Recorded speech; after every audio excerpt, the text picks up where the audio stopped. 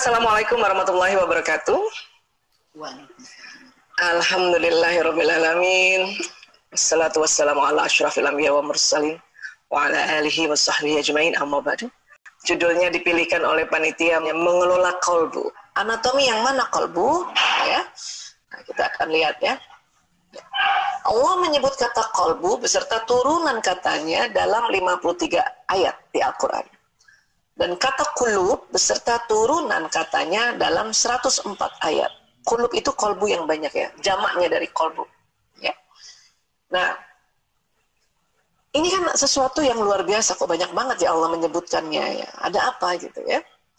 Dan kemudian ini hadis yang sangat populer dari Rasulullah SAW. Al-a wa inna fil jasadi mudghah. Idza salahat salahal jasadu kulluhu. Wa idza fasadat fasadal jasadu kulluhu. Al-a wa hiya al-qalb. Ya, ketahuilah sungguh di dalam tubuh itu ada segumpal daging, mudghah. Ya. Jika daging tersebut baik, baiklah seluruh tubuh. Jika rusak, rusaklah seluruh tubuh. Ketahuilah segumpal daging itu adalah qalbu. Ya. Hanya beberapa orang suka mengartikan ketahuilah segumpal daging itu adalah hati. Gitu. Nah, makanya Bu Isa bilang, kalau Bu Isa lebih senang bilangnya kolbu. Karena kalau hati di dalam ilmu anatomi ini ada rancu dengan lever.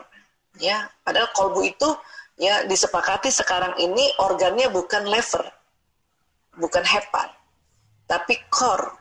Apa itu core? Jantung. Ya. Nah.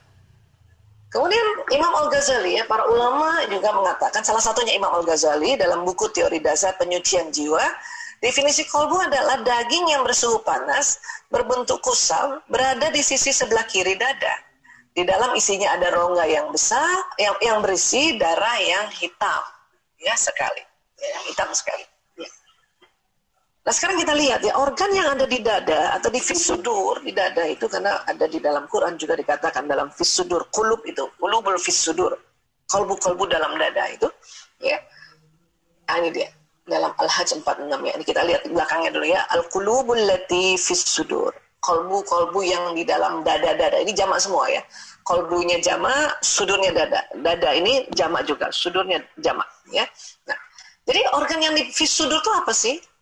Nah, ada paru-paru. Ya, paru-paru cuma kanan kiri. Dia bukan mudghah, lebar nih.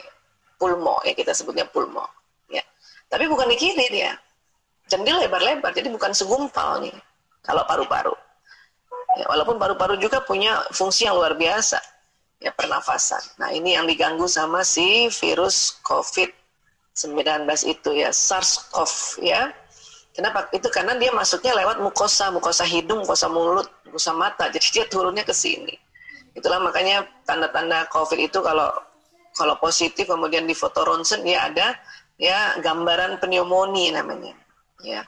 Infeksi pada paru ya. Nah sekarang selain paru apa yang ada di sudur atau di dada ini, organ ini apa itu Bu Isa? Jantung, core. Dia memang di tengah tetapi cenderung ke kiri, dia berat ke kiri memang ya, bentuknya mudghah, segumpal daging. Inilah yang tadi didefinisikan oleh Imam Al-Ghazali bahwa ya kolbu itu berada di dada sebelah kiri, bentuknya ada rongganya karena di dalam kolbu ini ada berongga dia.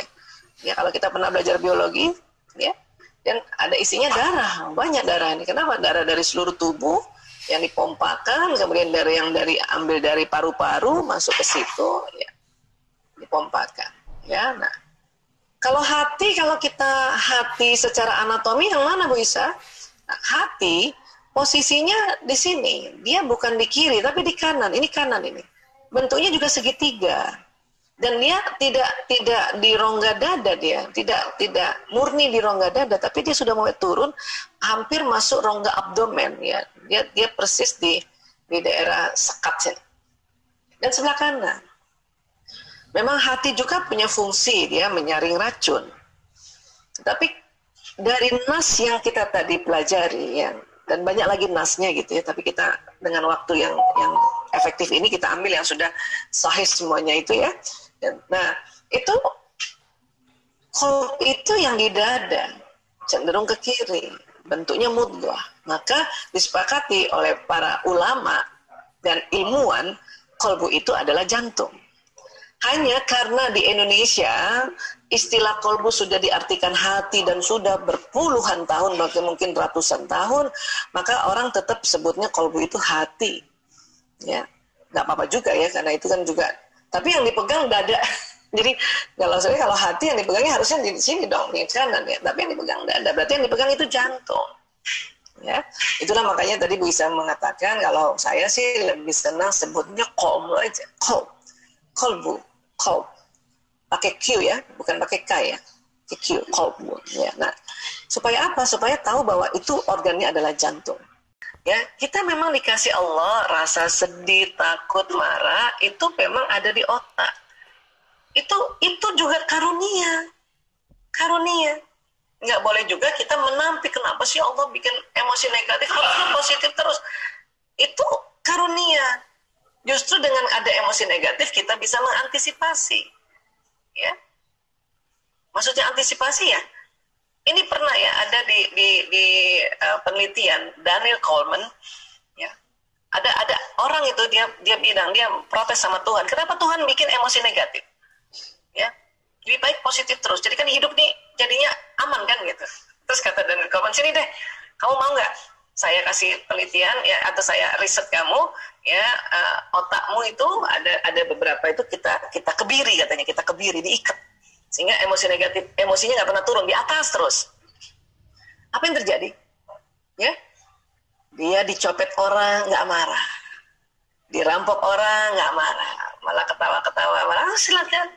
Istrinya diganggu orang nggak marah, malah nyuruh silakan diganggu. Itu apa benar gitu? Ya, itu kan bahaya. Jadi kita memang ada hal-hal yang memang perlu marah, perlu sedih, perlu takut.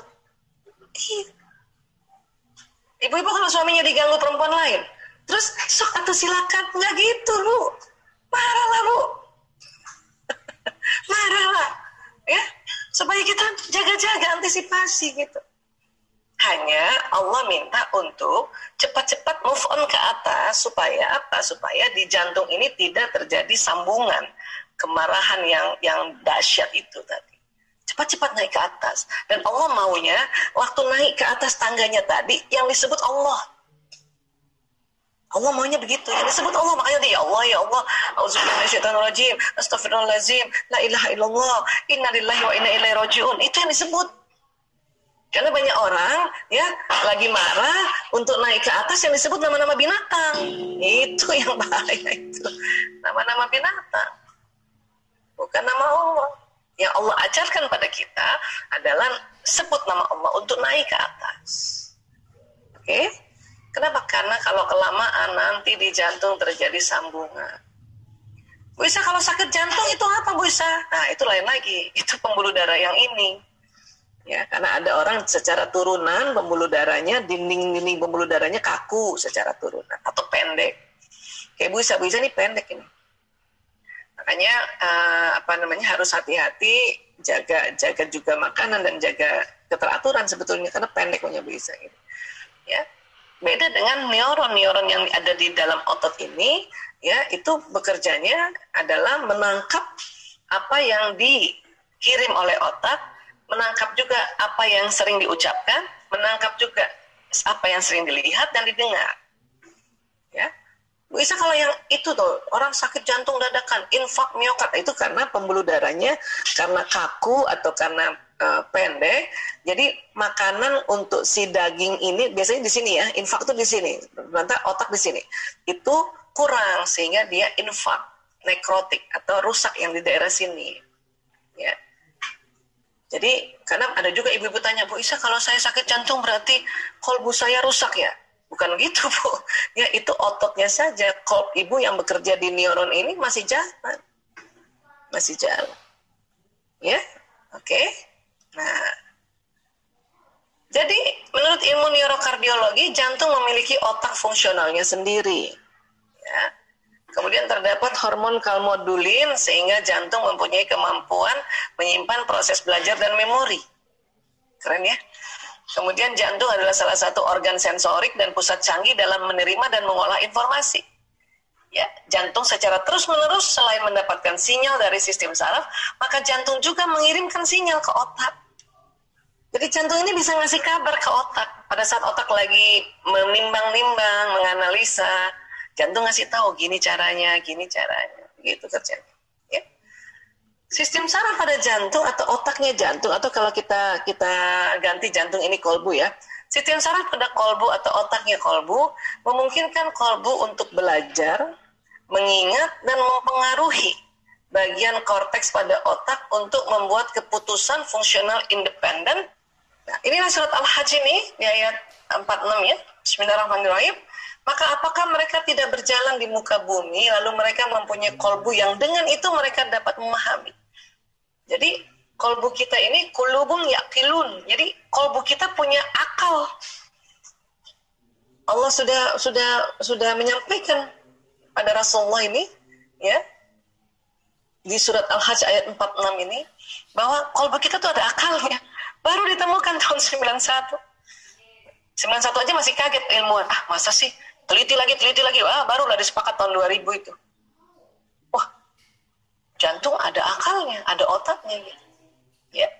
Dan lanjutannya, atau mempunyai telinga yang dengan itu mereka dapat mendengar, karena sesungguhnya bukanlah mata itu yang buta, tetapi yang buta ialah kolbu yang di dalam dada. Ya. Jadi kadang-kadang kita tuh buta, karena apa? Karena emosi yang tercetus di otak kita, di limbik sistem ini, kita nggak manage, kita nggak kelola, nggak cepat-cepat move on. Makanya dia bisa turun pesan itu ke dalam rekaman si kolbu ini. Ini yang bahaya.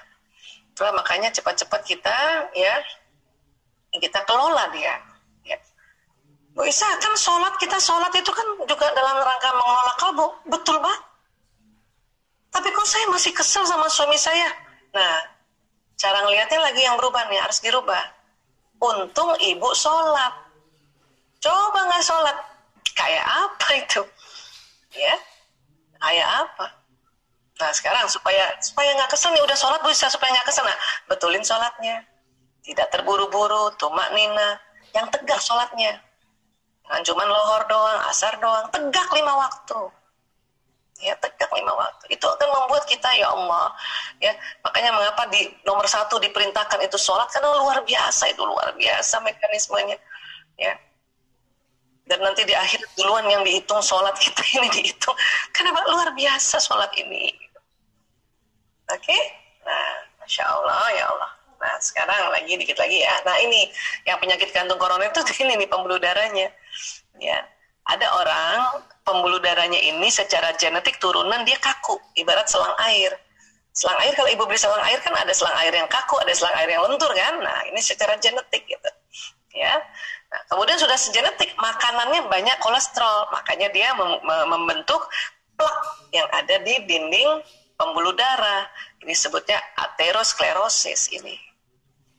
Ya. Itulah makanya sekarang banyak ibu-ibu barangkali dikasih simvastatin ya gitu ya, dari itu generiknya ya, itu untuk menghancurkan ini, atau minum minyak dari habatus soda atau kemudian zaitun, itu dalam rangka ya membuat ini aterosklerosis ini luluh luntur. Tapi kalau kita sudah minum minyak juga tapi makanan nggak diatur, tetap aja udah luluh di sini tambah di sini, udah luluh di sini tambah di sini. Ya, ini yang bahayanya. Kenapa arteri koroner ini apa? Karena dia membawa makanan untuk si jantung ini. Ya.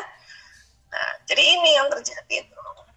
Jadi karena pembuluh darah ini bawa makanan, karena ada aterosklerosis, plak yang terlalu banyak, jadi terhambat. Jantung kan butuh makan karena kerjanya luar biasa.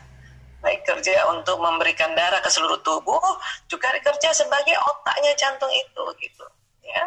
Nah ini, oke. Jadi sekali lagi sahabat-sahabat, inilah makanya kita perlu jaga kita punya kolb. Kenapa? Karena itu tadi mekanisme di badan ini, tadi kalau jantung kita baik maka seluruh badan baik. Jantung kita buruk, seluruh badan buruk. Ya. Nah, kemudian di selain badan kita yang seluler ini atau istilahnya badan kasar, tubuh kita ini ada teori ini tentang badan bioplasmik. Ada gelombang, ada nur cahaya yang keluar dari tubuh manusia. Ya. Nah, sinyal ini atau gelombang ini atau nur inilah yang membawa pesan doa, pesan niat, dan pesan pikiran dan perasaan. Kok ada kayak gini, Bu Isa, kita belum pernah belajar. Iya, sayangnya kita waktu kecil belum belajar. Ini ada ilmunya sudah. Ya, ini Einstein ini yang mempelopori ya teori ini. Ya, jadi sekali lagi tubuh manusia ada nur, ada cahaya, ada gelombang. Inilah yang bawa kita punya doa. Jadi kalau kita berdoa itu bukan hanya sekedar kita tunduk-tunduk, tapi ada yang jalan di badan. Kalimat-kalimat kita doa tadi, Rabbana atina fid dunya hasanah wa fil akhirati hasanah wa qina azabannar, itu jalan di badan. Ya. Nah, selain jalan di badan, ini nanti keluar lewat sinyal ini membawa pesan itu. Ya, sehingga apa? Doa-doa kita sudah ya tersimpan di lauh mahfuz. Kita sudah doa. Ya, neraka sama jannah itu, neraka sama jannah ini kalau kita doa minta kebaikan atau nanti di akhirat, berarti kan kebaikan di akhirat itu di surga kan, dijauhkan dari api neraka, itu sudah dia dengar, jannah itu dengar.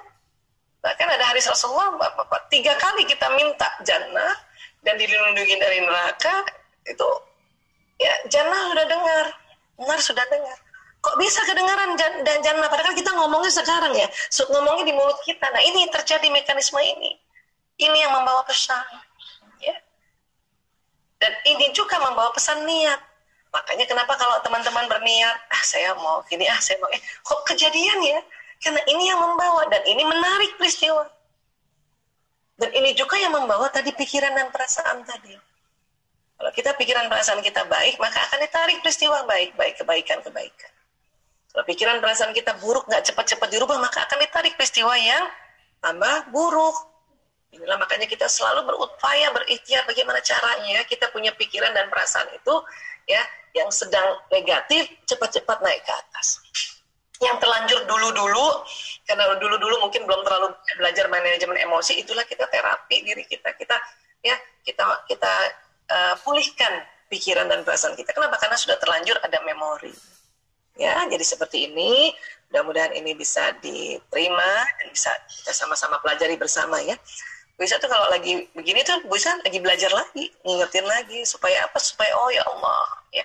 Kita harus saling mengingatkan karena ini semua ciptaan Allah dan ini semua kenapa Allah kasih juga petunjuk di Quran, kemudian dijelaskan di Al-Hadis, kemudian ditambahkan lagi ijma, keterangan dari para ulama, termasuk ulama ini ilmuwan, maka insya Allah dengan tambah terus belajar kita menambah keimanan kita. Ya, baik, terima kasih.